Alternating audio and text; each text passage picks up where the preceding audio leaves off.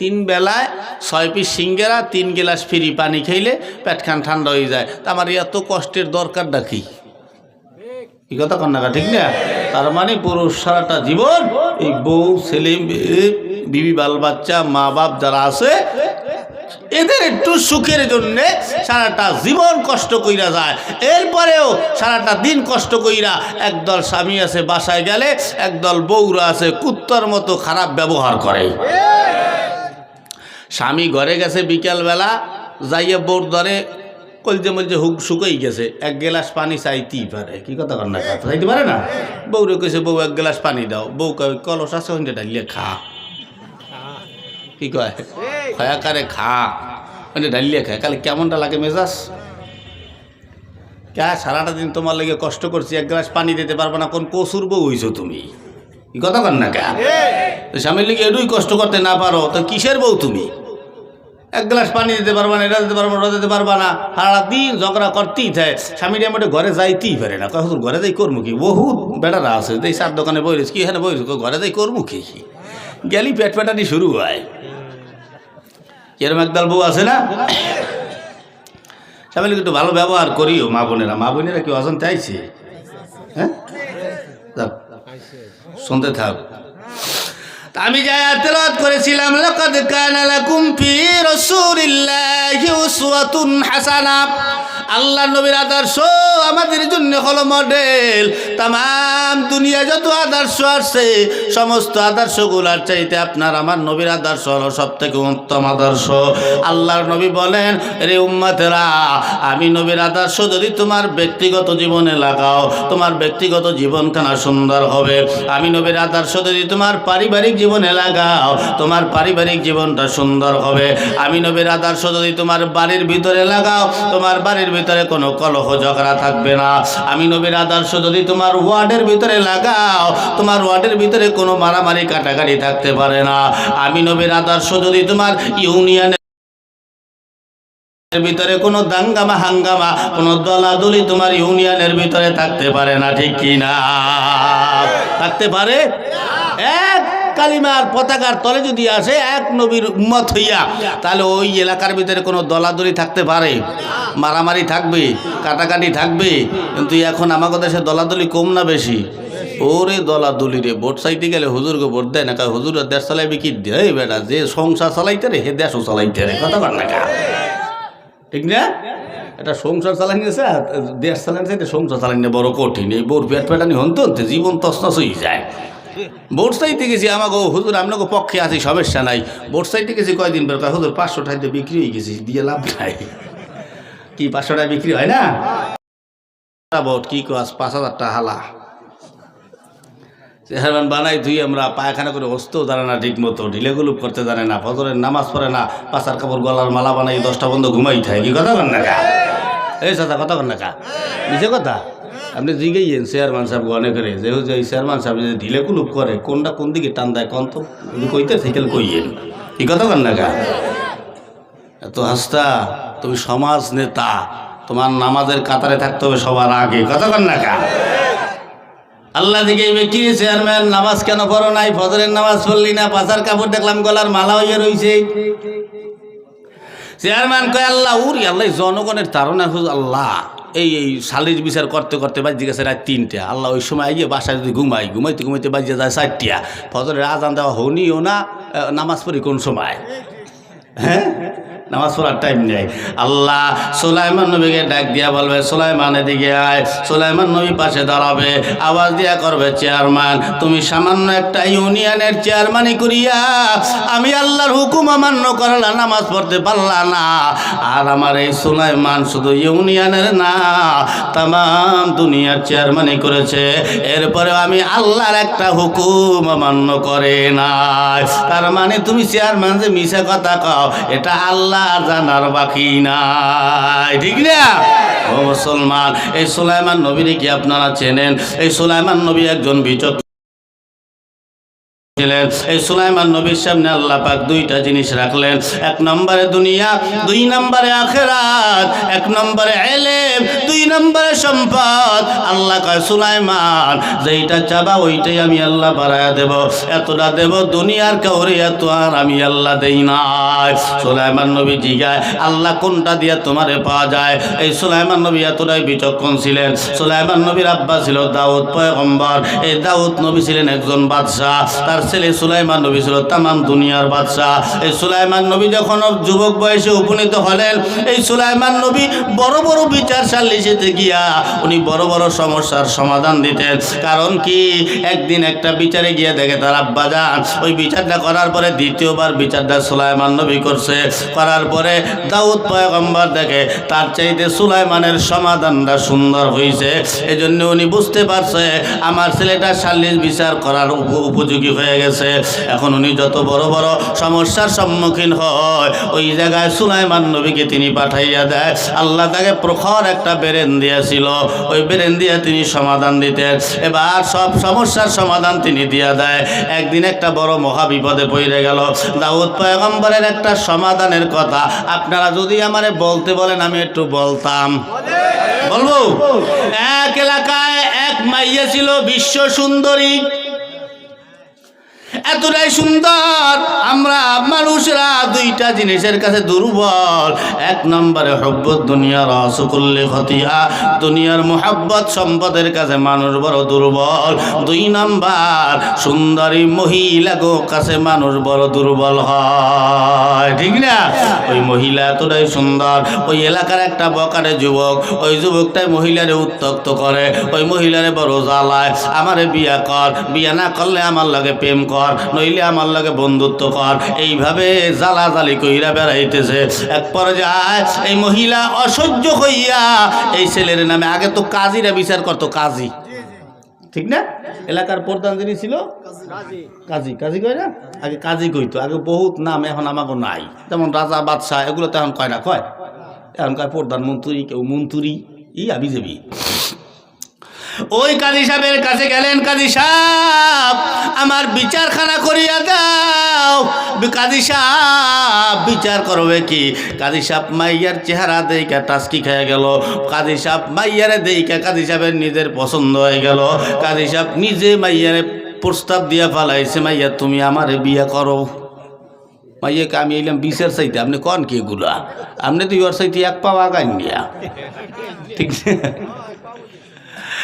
না? কাজী তোমারে দিয়ে হবে না।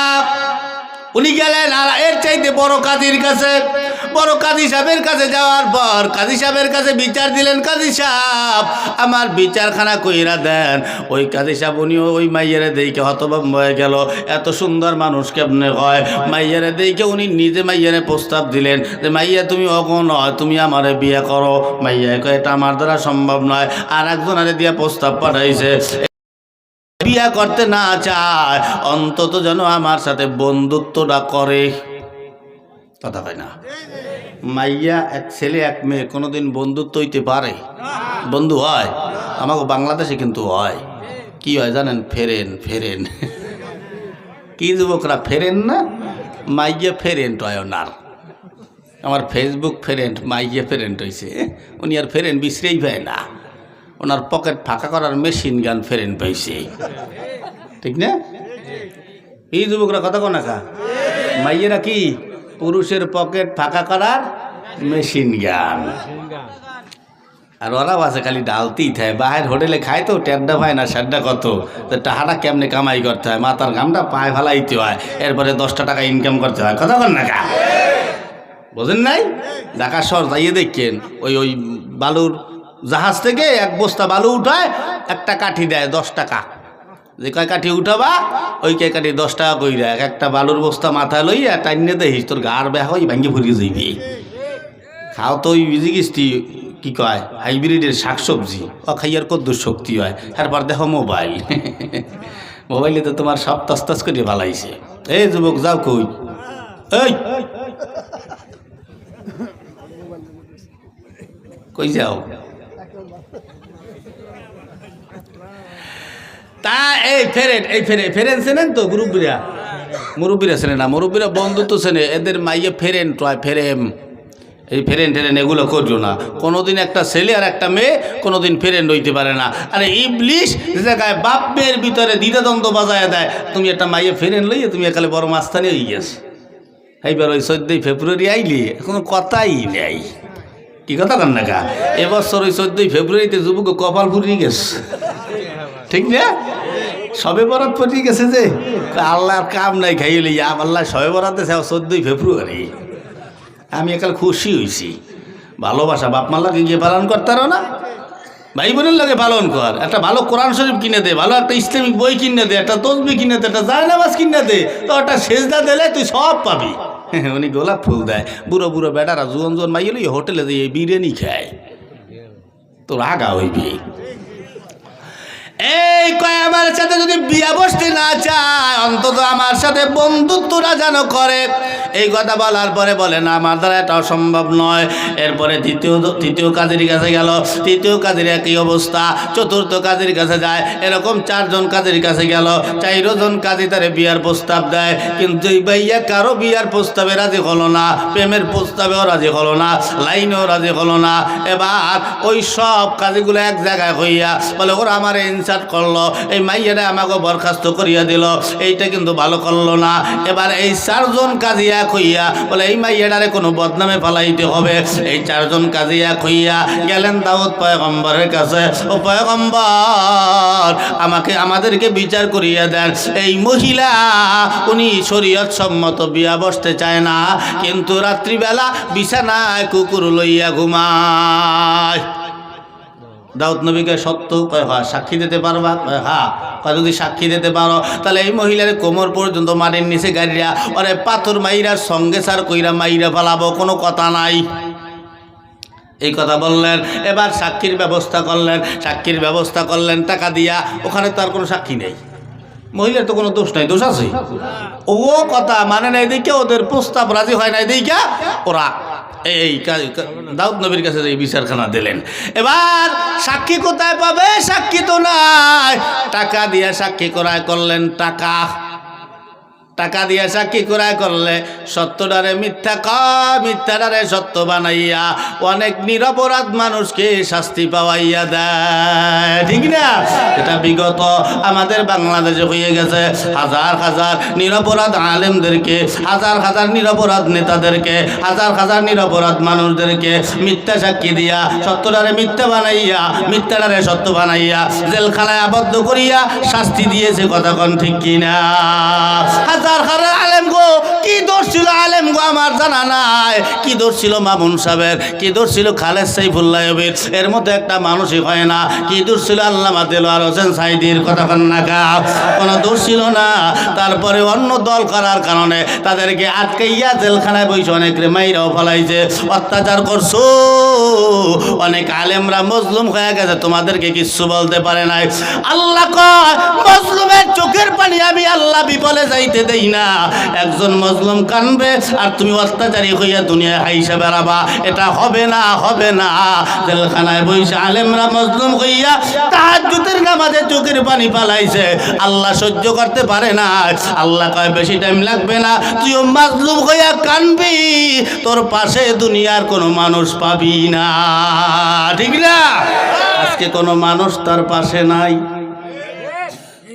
মা নাই, বাপ নাই, ভাই নাই, বোন নাই, ছেলেও নাই, মেয়েও তার পাশের কাছে ধারে কাছে কেউ নাই।